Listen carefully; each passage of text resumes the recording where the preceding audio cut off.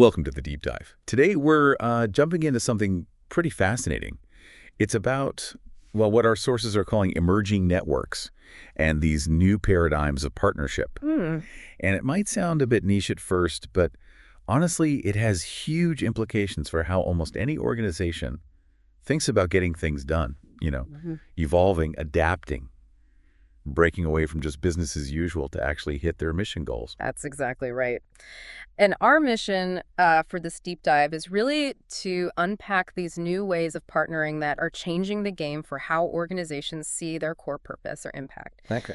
We'll look at some, well, pretty unconventional examples, weigh the pros and cons, some of which are quite surprising, and then talk about what this means for the big established players, the traditional institutions facing this new reality. Okay, so to really get a feel for this, let's start with a story that just, wow, it really grabs you. Yeah. Angola prison. Warden Burrell Kane.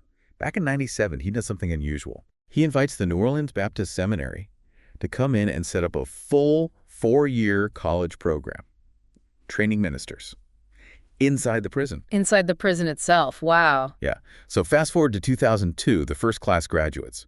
Over 80 inmates, now trained ministers. And the big question is, okay, now what? What do you do with them? Serious question, isn't it? I mean, what do you do? A unique skill set in a unique place. Exactly. And Warden Kane's answer, it was profound. Just, we need missionaries. Missionaries. So get this. Prisoners from Angola, the graduates, they're sent out to other state prisons for 2-year terms. They work alongside the regular chaplains, start ministries. Huh. But here's the kicker. They have this incredible advantage. They live there, 247. They're inmates themselves.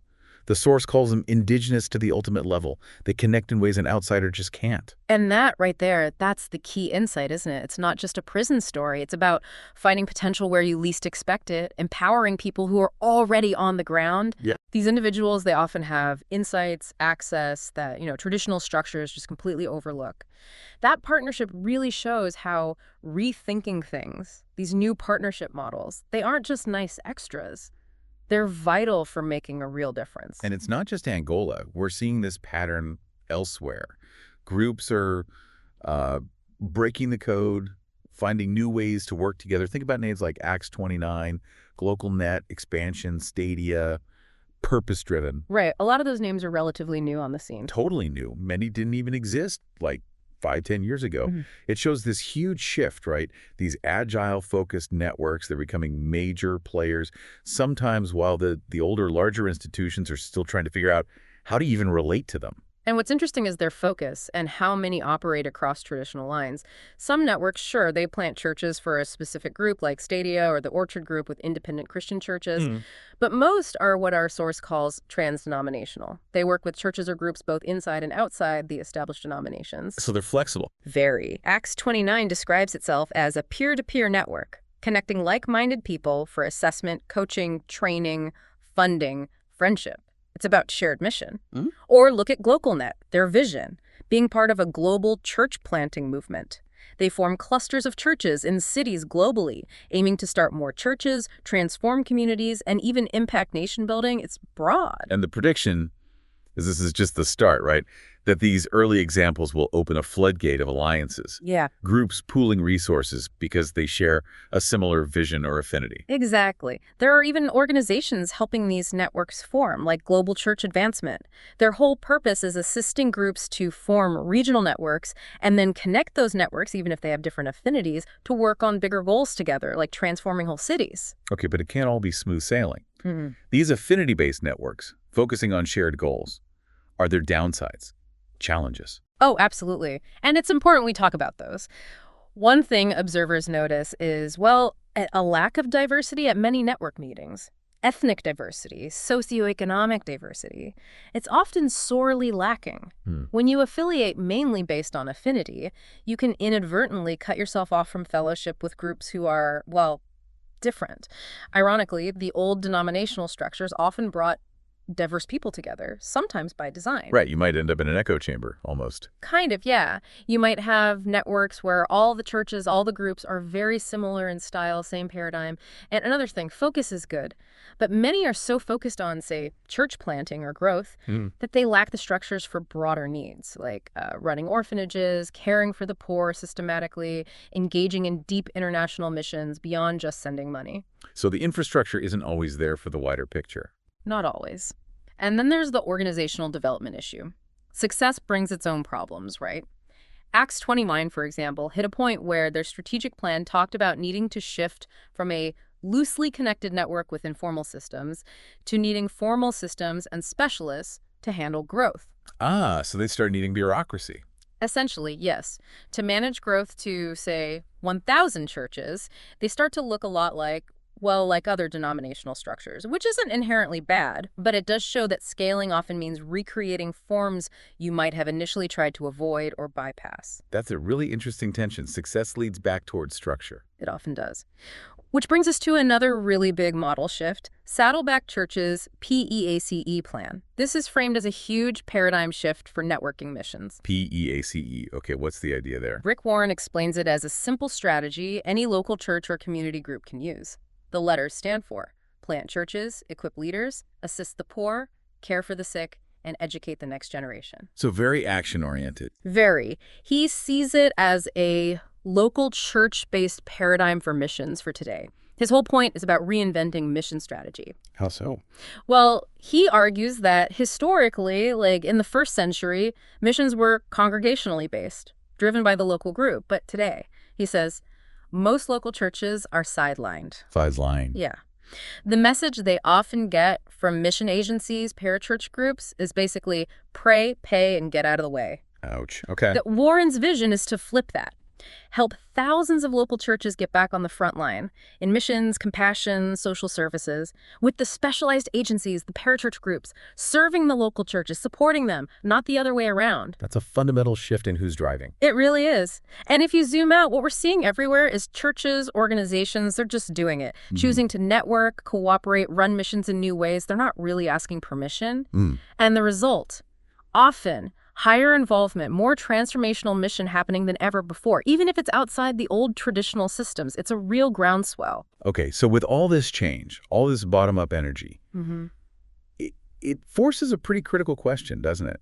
What is the role of the denomination, the established institution, in this missional movement? That's the million-dollar question. Lyle Scheller, who watched these things closely, he put it bluntly, he said systems designed for, like, 1955, they failed when the unanticipated became the new reality. The old ways just weren't built for this kind of change. So they risk becoming obsolete if they don't adapt. Precisely. If these established structures want to remain, key players in this emerging apostolic world, this world of pioneers and new ventures, they really need to grapple with 4 core issues. Okay, what are they? First, how they define the basis for cooperation. Insisting on everyone doing the exact same programs, the same specific expressions, that's probably not going to work. But defining cooperation around core beliefs, shared mission, that's more promising. And also, frankly, staying out of the headlines for internal squabbles that don't matter to the core mission. Negative press just makes churches want to distance themselves. Right, focus on the essentials. Exactly. The source mentions the gospel itself, Christ crucified as the only barrier that must remain, referencing that idea of grace being a stumbling block. But methodology, structures, those need flexibility. Okay, so basis for cooperation is one. What's second? Second, how effective are they at developing meaningful partnership? Not just tolerating, but actively partnering with diverse groups, these new networks, other agencies. The future is networking. The synergy is huge if they learn to dance with others, bringing their resources to the table. Makes sense. And third? Third, how effective are they at actually adding value to the mission of the churches or groups they serve? This might need serious re-engineering, but denominations can play vital roles to help those who are breaking the code. Adding value. Okay, so if they're not just gatekeeping or maintaining old structures, what specific value can they add to these new dynamic movements? Great question. The source gives several concrete examples. For one, they can cast a vision for a new tomorrow. Because their broader view, they can track progress, see gaps like reaching unreached people in North America, and feel the vision with solid research. So provide the bigger picture. Exactly. 2, they can lift up apostolic heroes, tell the stories of the pioneers, the church planters among bikers, or the urban homeless. Affirming those leaders expands everyone's vision of what's possible. Celebrate the innovators. Yes. And 3rd, conduct relevant research. Most local churches just aren't equipped for deep dive research needed for, say, a holistic strategy to disciple a whole city or identify hidden people groups within a region. Denominations can do that. Okay, vision, heroes, research. What else? Well, continuing that thought, they can supplement the local church in equipping apostolic leaders. You know, the old model of sending leaders away for 3 years, that's less common now. Think about that set-free church example in California. The leader, Don Overstreet, partnered with a local college, Cal Baptist, but they set up the training at Set Free Church. An 18-month program right there on campus. Training people in their context. Exactly. Equipping indigenous leaders, people from the communities they want to reach, to start new things in LA, Seattle, Atlanta. And significantly, it's seen as Set Free's pastor school, not Cal Baptists. This means seminaries, educational bodies, they also need to break the code, delivering education to the leaders where they are. That's a big shift for education, too. Huge. Then they can network learning communities and report results. Like Leadership Network did bring innovators together, share what's working, collect the discoveries. Denominations could lead here. Facilitate peer learning. They can also provide financial resources, especially for those tough pioneering efforts, starting work among a people group that, frankly, shows little promise of becoming self-sufficient quickly. That's hard to fund locally. Denominations can step in. Targeted funding for the frontiers. Yes. And finally, crucially, they can help leaders move beyond their own silos. Remember the diversity issue in affinity networks. Denominations can be bridge builders, bringing different kinds of leaders together for broader kingdom impact, moving beyond just ethnic or economic models. So pulling it all together, the message for these established institutions seems to be shift to serve.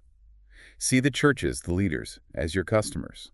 Focus on enabling their mission through networking and partnership. That sums it up perfectly. It's about becoming a support system, a resource hub, a connector, rather than just a regulatory body. So as we wrap up this deep dive, we've journeyed through quite a landscape, this evolution of emerging networks, these really innovative partnerships, Angola Prison, the P.E.A.C.E plan, and also face their inherent challenges. And we've landed on this critical role for established structures, especially denominations, needing to adapt, to find ways to genuinely add value. It feels like a real shift from that old pray, pay, get out of the way idea to churches really being dynamic frontline players. Absolutely. And if we connect this to the bigger picture, it hammers home that successful partnership, successful adaptation, it isn't just about clever strategy. It's about, well, radical adaptability.